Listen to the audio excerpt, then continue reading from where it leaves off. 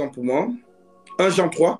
L'Écriture dit, quiconque a cette espérance en lui se purifie lui-même, comme lui-même est pur.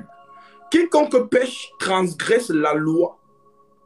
Et le péché est la transgression de la loi. Voilà pourquoi je vous ai dit, là où il y a la loi, le serpent est là. S'il n'y a pas la loi, il n'y a pas de serpent. Parce que la loi, c'est l'interdiction. Et le serpent va toujours te coacher à transgresser l'interdiction. C'est ça en fait. Donc la loi, c'est Dieu. Celui qui va te motiver à transgresser la loi, c'est le serpent. Voilà pourquoi quiconque a cette espérance en lui se purifie comme lui-même est pur. Quiconque pêche transgresse la loi. Et le péché est la transgression de la loi. Verset 5. Or, vous le savez, Jésus apparut pour ôter les péchés. Donc l'apparition de Jésus sur la terre, c'est pour ôter le péché. Et il n'y a point en lui de péché. Donc il n'y a point de péché en Jésus. Maintenant, l'Écriture dit, continue en disant, quiconque demeure en lui ne pêche point. Donc quiconque demeure acquis en Jésus-Christ ne pêche pas. Quiconque pêche ne l'a pas vu et ne l'a pas connu. Petits enfants, que personne ne vous séduise. Celui qui pratique la justice est juste, comme lui-même est juste. Celui qui pêche est du diable. Car le diable pêche dès le commencement. Et le commencement, c'est où? C'est Ézéchiel là-bas. Tu étais parfait dans tes voies jusqu'au jour où l'iniquité a été trouvée en toi. Tu as péché. Donc, il pêche dès le commencement. Le Fils de Dieu apparut afin de détruire les œuvres du diable. Donc, le mensonge, c'est une œuvre du diable. L'impudicité, c'est une œuvre du diable. La colère, c'est une œuvre du diable. L'escroquerie, le vol, toutes ces choses, ce sont les fruits du diable. Donc, le diable, c'est lui le péché. Maintenant, ces fruits, c'est ce que vous connaissez là. Le mensonge, le vol, l'impudicité, toutes ces choses-là, ce sont les fruits du péché. Maintenant, on vous fait donc comprendre que le péché en lui-même a été déraciné. Maintenant, les fruits sont là. Maintenant, le fruit va sécher parce que l'arbre a été déraciné. Aucun arbre, vous allez voir quand l'arbre est déraciné, les fruits sont dus sur les branches, mais laissez un peu de temps, le soleil va faire sécher ces fruits, ils vont pourrir et ils vont tomber. Mais si la racine est dure sur terre, le fruit va toujours sortir, toujours. Pourquoi? Parce que la racine est alimentée. Mais dès lors que la racine n'est plus alimentée, le péché qui se trouve sur le tronc d'arbre tombera, va pourrir. Donc, ce sont ces faiblesses-là que les apôtres appellent donc dans 1 Jean chapitre 5. Les apôtres vous disent donc que si tu vois ton frère commettre un péché qui ne mène point à la mort, prie pour ce frère et ce frère aura la vie. On ne vous dit pas de prier pour le péché qui mène à la mort, c'est-à-dire le blasphème contre le Saint-Esprit. Donc, quiconque est né, le Fils de Dieu apparu afin de détruire les œuvres du diable. Quiconque est né de Dieu ne pratique point le péché. Parce que la semence de Dieu habite en lui. Et il ne peut pécher parce qu'il est né de Dieu. Donc, lorsque tu as le Saint-Esprit en toi, tu ne péches pas. Pourquoi? Parce que l'Écriture dit, heureux l'homme à qui le Seigneur ne se souvient pas des péchés. Il n'y a plus de condamnation pour ceux qui sont en Jésus-Christ. Être en Jésus, c'est quoi? C'est être dans le sang de l'agneau. Et quand on est dans le sang de l'agneau, le trône du jugement ne voit pas cette personne. Peu importe ce que tu as fait, le trône de jugement ne te voit pas. C'est ça qu'on a essayé de vous expliquer dans Exode chapitre 12, verset 12. Lorsqu'on égorge cet agneau, on prend son sang et on met sur le linteau de la porte. Maintenant, lorsque le jugement descend, le jugement ne voit pas les maisons qui ont le sang sur la porte. Ces maisons sont invisibles au trône blanc. Pourquoi? Parce qu'ils sont engloutis dans le sang de l'agneau. Mais non, quiconque a compris cela est délivré dans sa conscience. Voilà pourquoi l'Écriture dit, lorsque le Fils vous affranchira, alors vous serez réellement affranchis. Maintenant, qu'est-ce qui se passe aujourd'hui? Il se passe aujourd'hui que les gens n'ont même pas l'enseignement sur le péché.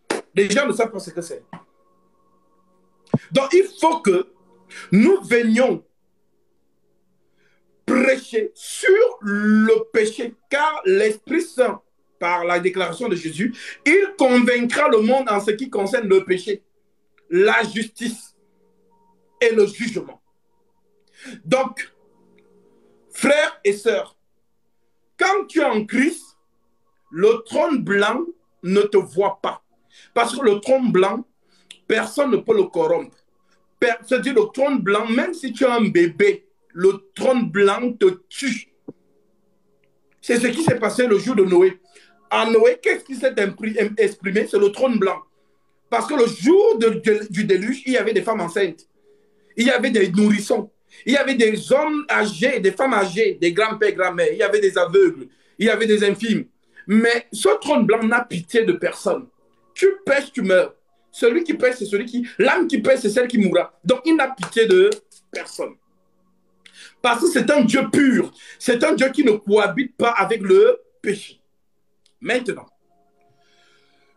ce Dieu dit dans le livre d'Ésaïe, à cause de mon nom, je suspendu ma colère. Je vais lire ça pour vous.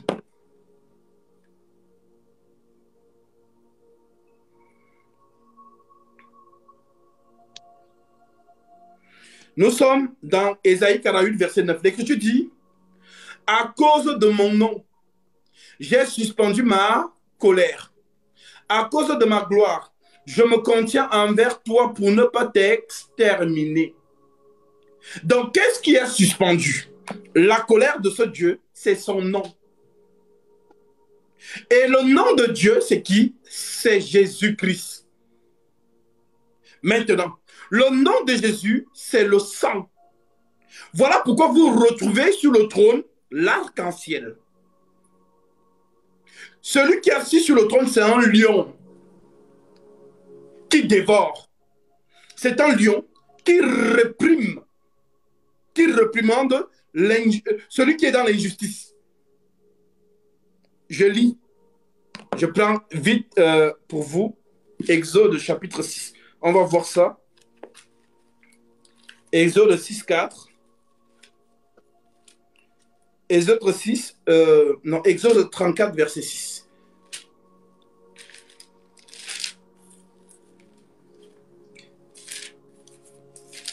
Exode 34, verset 6 dit, l'Éternel descendit dans une nuée, s'étend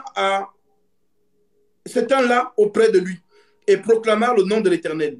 Et l'Éternel passa devant lui et s'écria, l'Éternel, l'Éternel, Dieu miséricordieux et compatissant, lent à la colère, riche en bonté et en fidélité, qui conserve son amour jusqu'à 1000 générations, qui pardonne l'iniquité, la rébellion et le péché, mais qui ne tient point le coupable pour innocent, et qui punit l'iniquité des pères sur les enfants et sur les enfants des enfants jusqu'à la 3e et la 4e génération. Donc, c'est un Dieu qui ne cohabite pas avec le péché. Maintenant, ce Dieu qui est en lion est emprisonné par l'arc-en-ciel, son nom, le sang.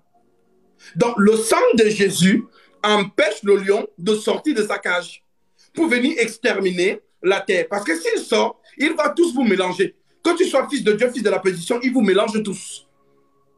Maintenant, l'arc-en-ciel qui n'est rien d'autre que le sang de l'agneau empêche au lion de sortir. Voilà pourquoi le sang de l'agneau qu'on appelle la grâce doit d'abord enlever ses enfants.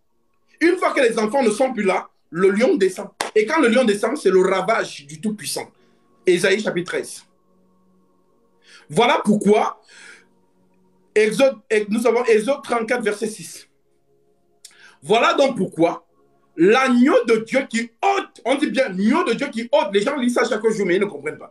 L'agneau de Dieu qui ôte le péché du monde. Donc Jésus à la croix ôte le péché du du monde. Maintenant, on dit que vous êtes sauvés par la grâce, mais par le moyen de la foi. Et cela ne vient pas de vous, c'est un don de Dieu. Donc, avoir la foi, ça ne vient pas de toi, c'est un don. Donc, cette foi-là, c'est ça qui t'amène à la grâce. Pour accéder à la grâce, il faut passer par la foi. C'est ce que l'Écriture dit. Vous êtes sauvés par la grâce. La grâce, c'est Jésus à la croix. Vous êtes sauvés par la grâce, mais par le moyen de la foi. Et cela ne vient pas de vous, c'est un don de Dieu. Maintenant, on vous dit que la foi vient de ce qu'on entend. Et ce qu'on entend vient de la parole de Christ. Donc, quand la parole de Christ sort, si tu es touché, c'est ça la foi. Maintenant, cette foi te permet de croire que le Tout-Puissant s'est manifesté en chair, a donné sa vie, son sang, pour toi, afin que ton âme ne périsse pas, mais que tu hérites la vie éternelle. Maintenant, quand tu as cru en cela, tu vas donc maintenant au lieu du rendez-vous pour que cette grâce pardonne tes péchés. C'est ça qu'on appelle le baptême. Conformément à Acte 2, verset 37. Ils eurent le cœur vivement touché et dirent à Pierre et aux autres apôtres, hommes frères, que ferons-nous? Et Pierre dit, repentez-vous et que chacun de vous soit baptisé au nom de Jésus pour le pardon de vos péchés et vous recevrez le don du Saint-Esprit. Est-ce que vous avez compris? Donc, le pardon du péché, le baptême d'eau, c'est le pardon de vos péchés. C'est là-bas où votre cordon du péché est coupé. Donc, toute personne qui n'entre pas dans l'eau du baptême, c'est une personne qui est reliée à la condamnation adamique. C'est un cordon. Voilà pourquoi le jour que nous vous baptisons, nous invoquons l'épée de la justice, qui n'est rien d'autre que Jésus-Christ, le nom. C'est l'épée qui coupe le cordon du péché. Donc, quand tu ressors de là, tu n'es plus sujet à la condamnation. Voilà pourquoi tous ceux qui sont en Jésus-Christ, on dit qu'il n'y a plus de condamnation pour ceux qui sont en Jésus-Christ. Mais les gens lisent ça, mais ne comprennent même pas ce que ça veut dire. Maintenant, comme tu as cru en Jésus et que tu es devenu son enfant, tu étais dans une vie de péché. C'est ce que Paul dit, nous étions parmi le nombre des enfants de la rébellion.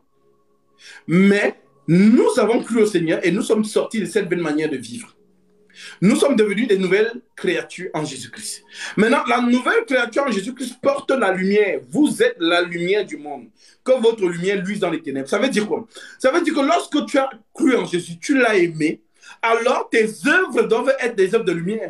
Tu ne peux pas avoir cru en Jésus-Christ et tu continues à marcher dans le péché, à marcher dans le mensonge, à marcher dans l'impudicité, à marcher dans ça. Ça veut dire qu'en fait, malgré que tu as cru, pour toi, croire, c'est un motif de te vautrer dans la vie qui ne confesse pas le sang nom de Jésus-Christ, c'est-à-dire l'impudicité, le mensonge. Voilà pourquoi tout enfant de Dieu qui comprend l'enseignement porte du fruit.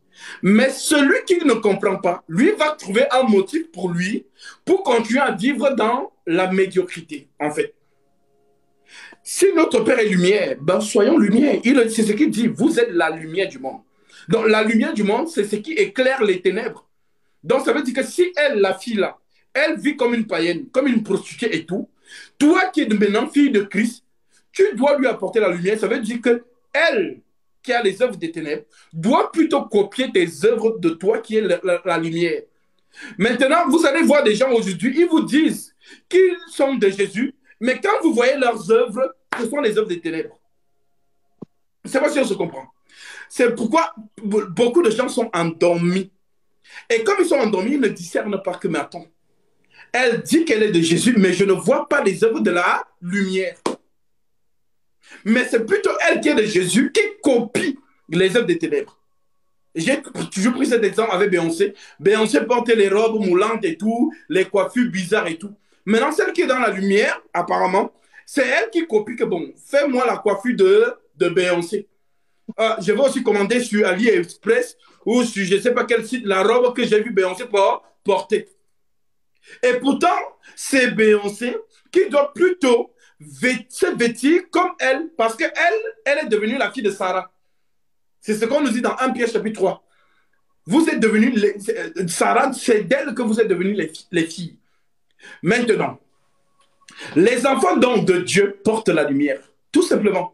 Tu ne peux pas être de Jésus et continuer à vouloir te complaire. Oh, je suis faible. Oh, vraiment, je suis dans l'impudicité. De toute manière, Dieu m'a déjà pardonné. Non, tu n'as pas compris. C'est justement si vraiment la parole de Christ t'a affranchi, alors cette parole va produire en toi les œuvres de la lumière, donc les fruits du Saint-Esprit. Non, Oui, pas du tout. Gasly, tu as parlé de beaucoup de choses qui sont très, très importantes à pouvoir comprendre. Mais j'ai un très grand problème. Le problème, c'est que quoi? Mon micro ne fait pas de tête parce que au fur et à mesure que tu parles, la parole de politique, euh, je n'arrive pas à comprendre. J'ai un en grand effet, problème. parce qu'on J'arrive pas à on ne comprendre. t'entend pas. On ne comprend pas ce que tu dis parce qu'il y a des coupures à chaque fois.